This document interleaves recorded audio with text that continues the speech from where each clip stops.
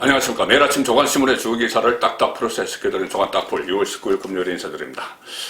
신현수 청와대 민정수석 파동이 이어지고 있습니다.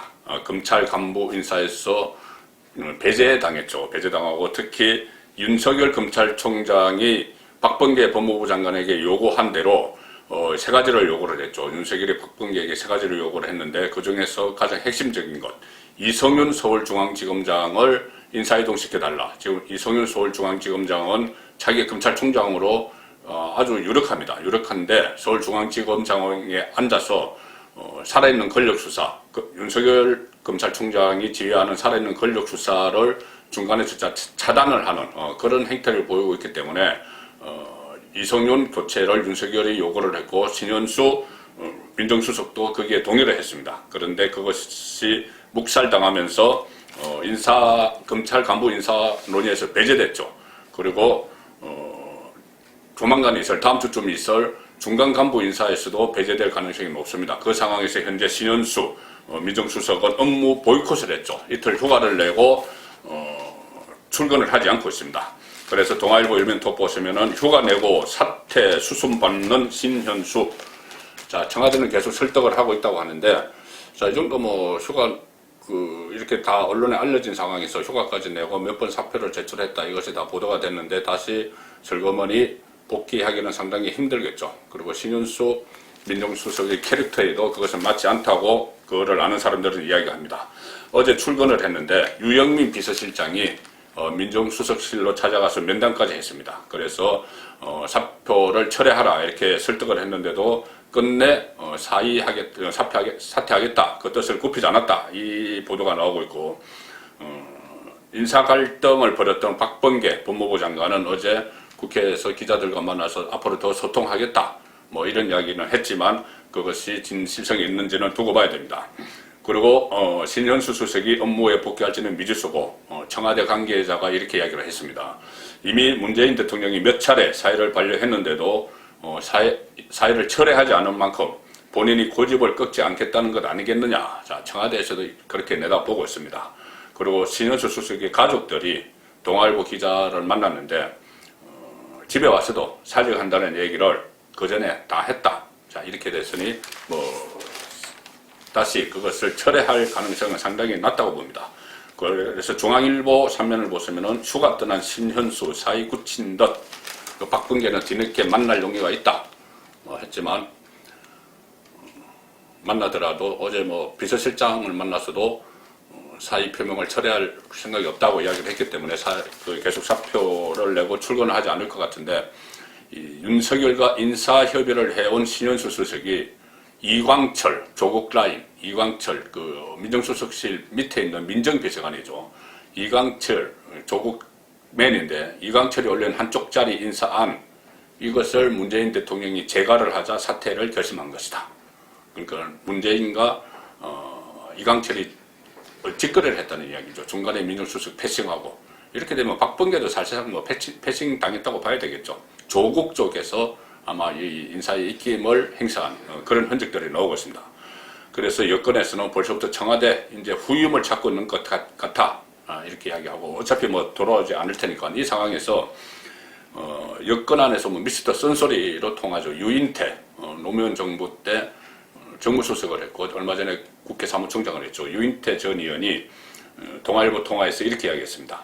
문재인 대통령이 일을 처리하는 방식에 큰 문제가 있다. 이번에는 특히 큰 실수를 한 것으로 보인다. 자, 큰 문제가 있다. 왜 이렇게 이야기를 할 수 있느냐 하면 노무현 정부 때 같이 일을 했기 때문이죠. 민정수석, 정무수석으로 같이 일을 한 적이 있기 때문에 잘 아는 겁니다. 그래서 1년 넘게 추미애 윤석열 갈등을 방치해놓고 뭔가 달라지겠다고 선언을 한 건데 신현수를 발탁하고 한 것이 달라지겠다고 선언을 한 건데 이럴 거면 뭐하러 멀쩡한 신현수 수석을 임명했느냐. 결국 문재인 대통령에게 치명상으로 돌아갈 가능성이 크다. 자, 이것이 친노 인사 유인태의 경고입니다.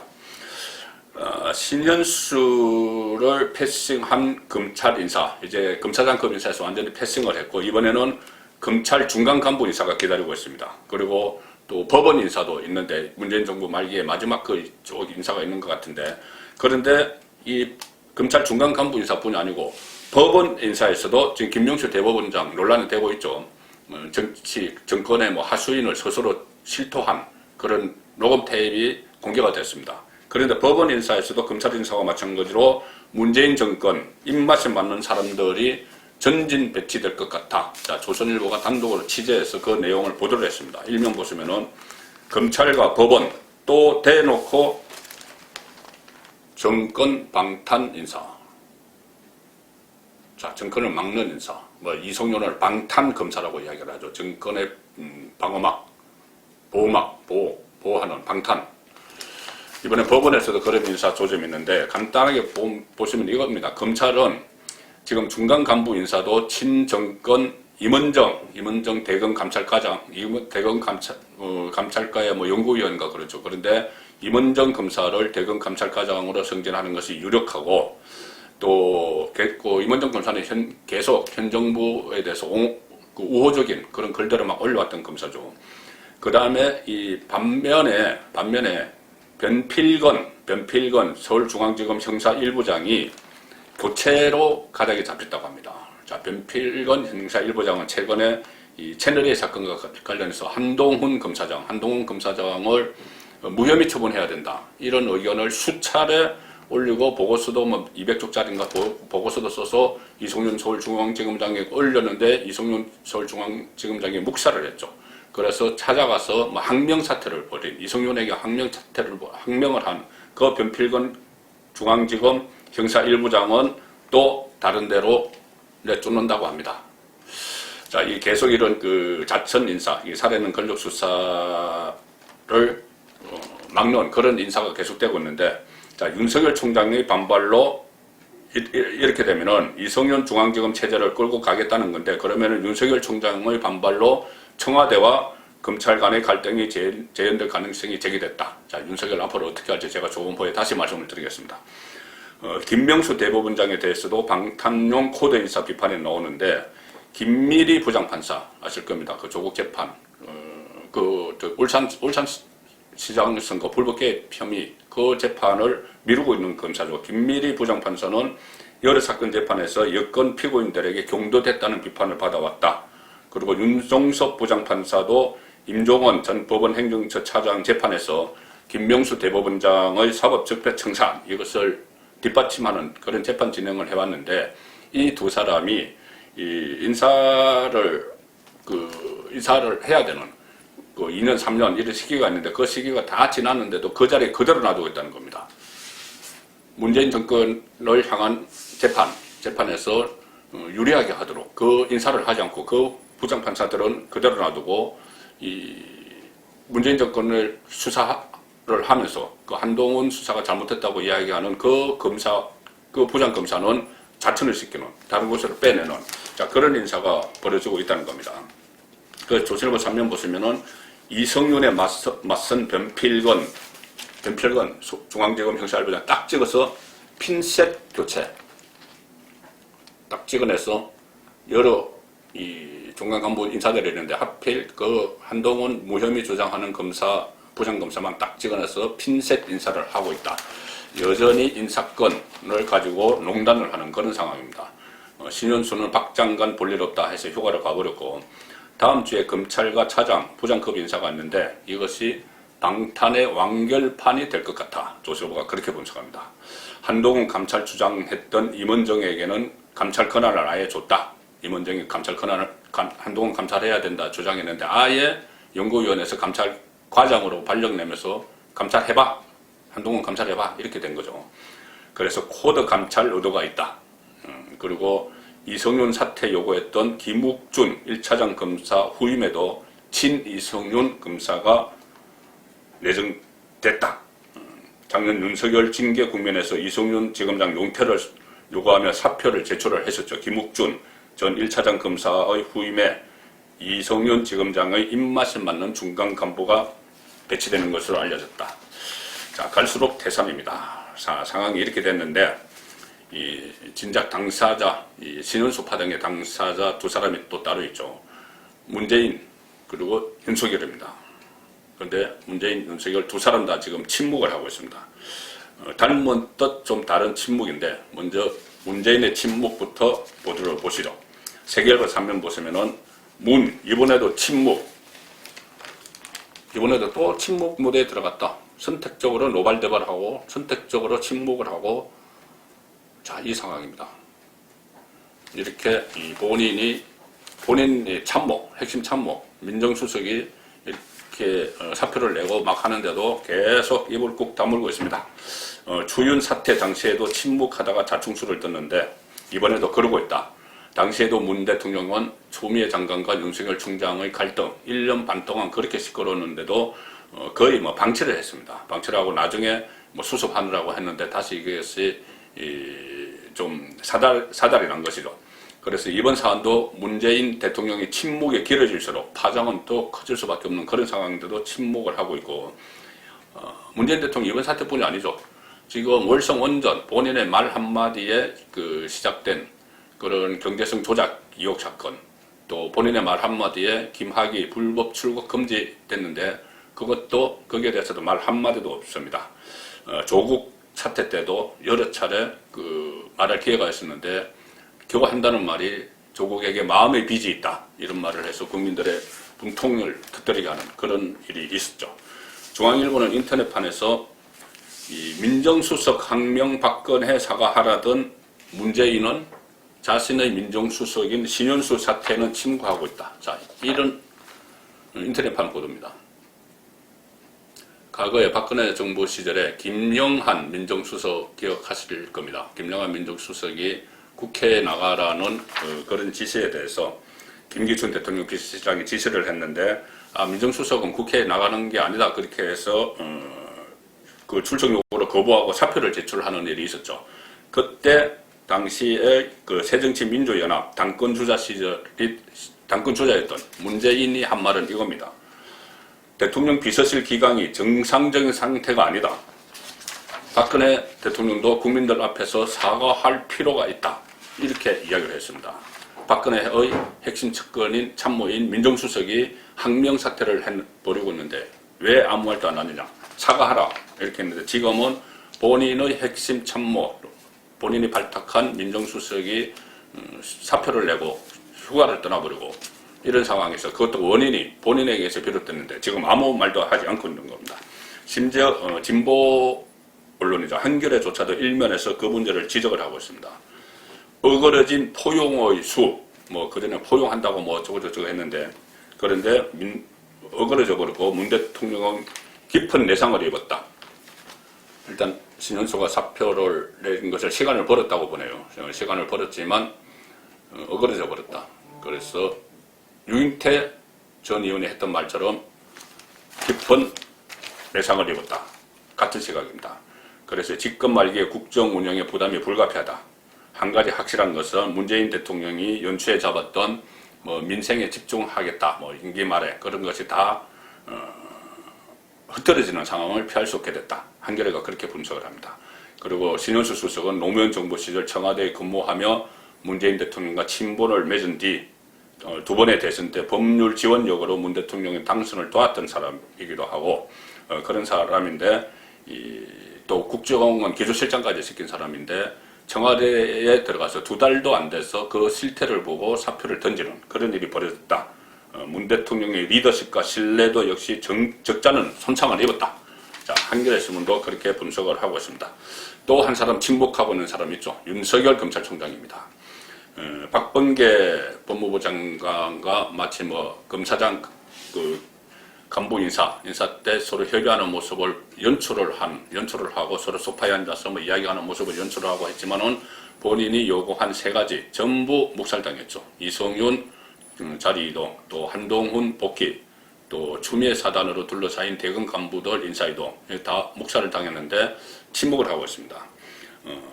그 과정에서 본인은 또 본인이 편을 들려고 했던 신현수 민정수석이 또 패싱을 당하고 사표를 냈는데 이 사태까지 왔는데도 아직은 침묵을 하고 있습니다. 조만간 어떤 또 메시지가 나올지는 모르겠지만은 별 말이 없는 상황에서 지금 살아있는 권력 수사도 좀 주춤하는 모습입니다. 그때 배궁규 월성 원전 사건의 배궁규 전 장관이 이 구속영장을 청구를 했을 때, 검찰이 구속영장을 청구를 했을 때 문재인 대통령이 뭐 노발대발했다, 경로를 했다.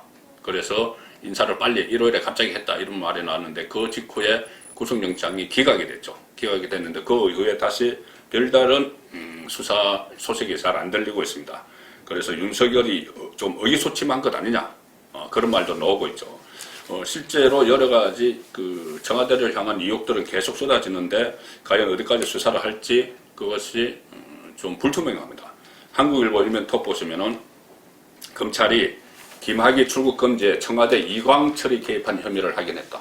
이런 일면 기사까지 나옵니다. 계속 청와대를 향한 여러 의혹들이 쏟아지는데 청와대를 직접 겨냥한 그런 수사는 지금 좀 뜸하고 아마 좀 동력이 약해지지 않았나 그런 생각이 듭니다. 차규건 그 출입국 관리본부장이죠.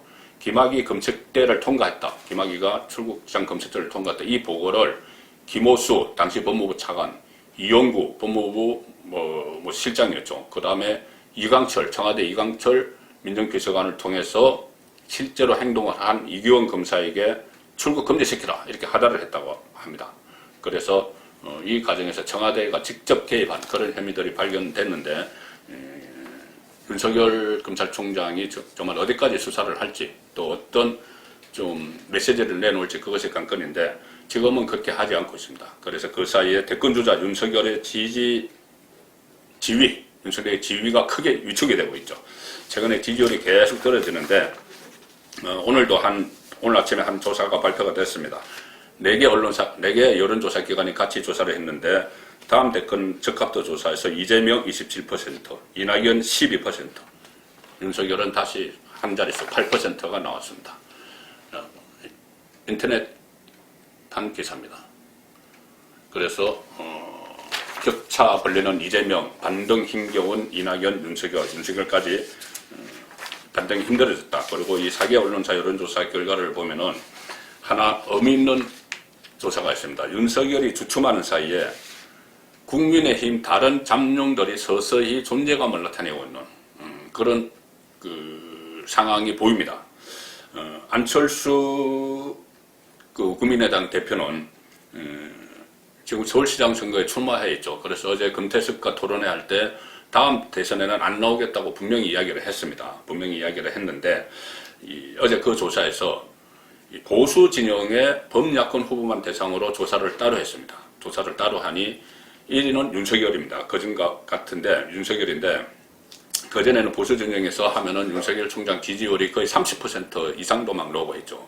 그런데 1위는 1인데 12% 나왔습니다. 12%. 윤석열 12%. 범야권 주자만 대상으로. 그 다음에 홍준표가 차지했는데 홍준표와 안철수가 똑같습니다. 홍준표와 안철수가 똑같은데 두 사람이 11%입니다. 오차범위 안에 있죠. 그러니까 지금까지는 윤석열이 압도적으로 앞에 나왔는데 이번 조사에서는 홍준표와 안철수가 불과 1%포인트 차, 오차범위 안에서 같이 있습니다. 그러니 홍준표 또 유승민 전 의원도 그보다 약간 낮은 7%로 조사가 됐죠. 상당히 저는 의미가 있다고 보는 것이 그동안 윤석열에 차단돼서 지지율이 전혀 존재감이 떠오르지 않고 고만고만 해왔는데 윤석열의 지지율이 떨어지면서 다른 잠룡들의 지지가 좀 올라가는 그런 상황이 됐고 그리고 홍준표 의원이 좀 주목이 되는데 홍준표 의원은 지금 국민의힘에 입당을 하지 못하고 있죠. 밖에 나가 있는데 그것은 안철수도 지금 국민의당 따로 당을 가지고 있습니다. 그런데 안철수는 출마하지 않기로 했죠. 그전에 2017년 대선 때는 홍준표와 안철수도 같이 출마를 해서 겨뤘는데 그리고 그때 당시에 홍준표와 안철수가 TV 토론을 하면서 상당히 조롱을 많이 했습니다. 그리고 다른 사람 TV 토론을 하는 것을 보고 안철수를 향해서 안초딩, 초등학생 같아. 그렇게까지 막 놀렸죠. 조롱을 했는데 어제 SNS에서 갑자기 이렇게 이야기했습니다. 안철수 대단한 그 TV 토론을 보니 안철수가 금태섭과 TV 토론을 하는 것을 보니 대단한 진전이 있었다. 참 잘한다. 그때 내가 안초등이라고 놀린 것에 대해서 정중히 사과한다. 자, 이렇게까지 이야기를 했습니다. 이번에는 안철수가 나오지 않고 홍준표는 본인이 출마를 하려고 하는데 두 사람 다 아직 국민의힘에는 안 들어간 상태입니다. 그래서 만약에 안철수가 서울시장이 되면은 이 두 사람이 또 연합을 하는 구도, 그런 구도까지 홍준표가 염두에 둔 것 아니냐, 그런 분석도 나오고 있습니다. 그래서 결국 대선이 다가오기는 다가오는 것 같은데, 가장 큰 범야권의 특징은 윤석열이 주춤하고 정체되어 있는 사이에 다른 홍준표, 또 유승민 이런 주자들이 치고 올라갈 그 여지가 좀 생기는 그런 상황으로 가는 것 같습니다. 조간 딱풀이었습니다.